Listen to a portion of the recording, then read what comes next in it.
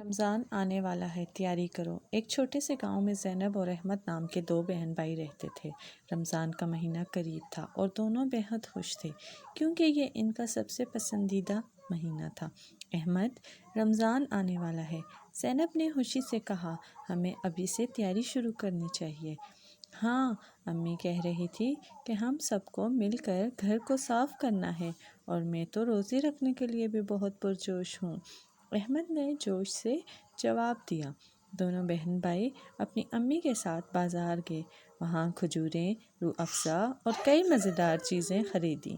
احمد نے خاص طور پر ایک تسبیح لی کیونکہ وہ سوچ رہا تھا کہ اس رمضان میں وہ زیادہ سے زیادہ دعائیں کرے گا۔ گھر آ کر زینب نے ایک خوبصورت کیلنڈر بنایا جس میں روزانہ عبادات اور نیک کام لکھے۔ دیکھو احمد، ہم ہر دن ایک نیکی کریں گے، جیسے کسی کو پانی پلانا، غریبوں کو کھانا دینا اور بڑوں کی مدد کرنا۔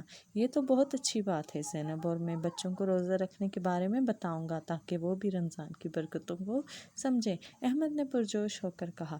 پھر رمضان کی پہلی سحری آئی اور دونوں بہن بھائی خوشی خوشی جاگے، دعا مانگی اور روزہ رکھا۔ پورا دن صبر کے ساتھ گزارا۔